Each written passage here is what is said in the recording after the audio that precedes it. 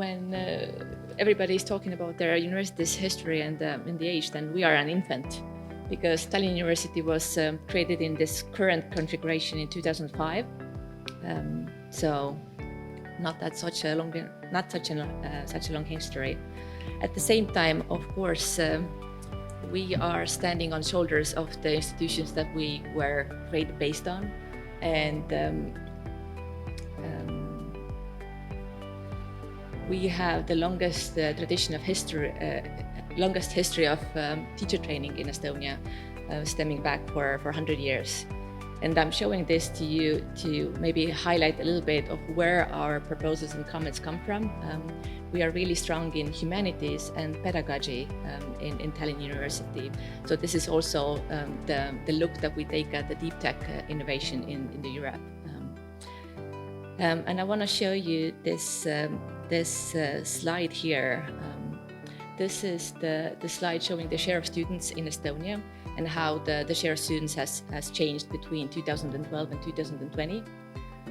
We see that the ICT field has really grown from 5% to 11%, thanks to huge investments in this field.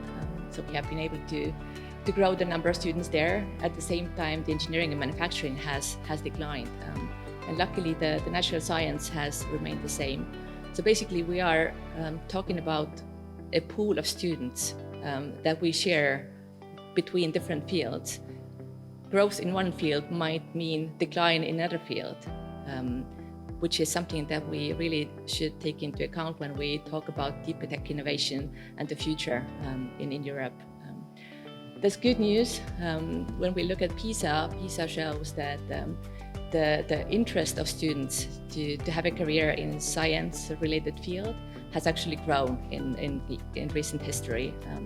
There's this slide, I don't know if you can really see that, but in most countries, the interest of students has shown, there are a few outliers here, and their interest has shown about maybe like 5, 6, 7% in most of the countries. So we have a bit more students interested in science-related careers as time goes by.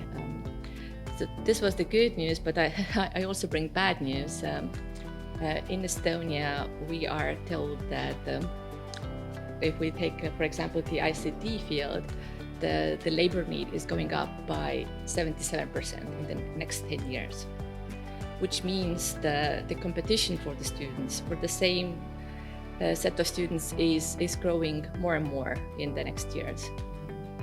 So our question to us all is, can we grow the pool of students who are interested in science-related career? And there's hope, but we still need a lot of work to do for that.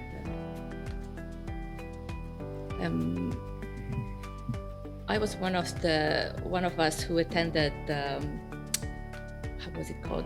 The event that we had in June in Brussels that kicked off this good cooperation here, prepared for career in technical fields. But as we see from the PISA studies, it's really important to advance both the performance of the student in their field, but also the enjoyment of studying. And this is hard to do from outside of the school.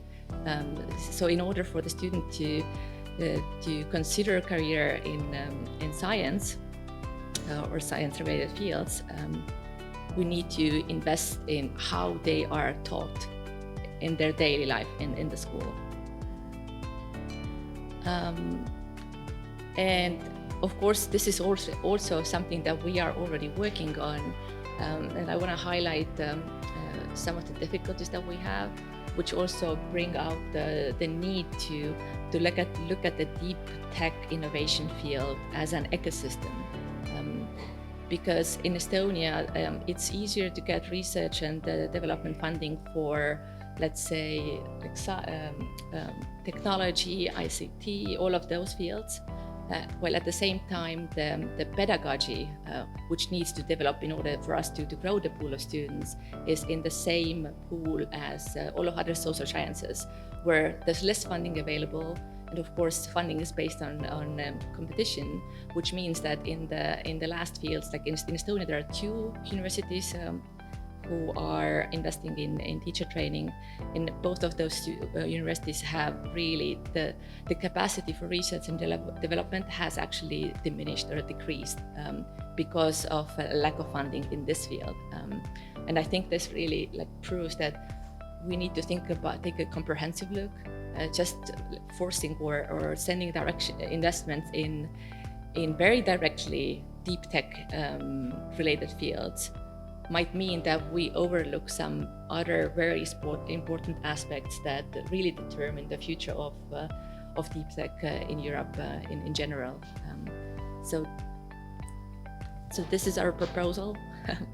I think natural science and mathematics pedagogy, research and development are perhaps the concerns that we all share, and maybe this is something that we would be better equipped to address jointly rather than looking at each and every country specifically, singularly.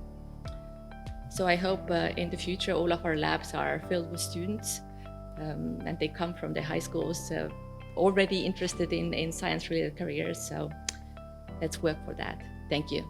Thank you.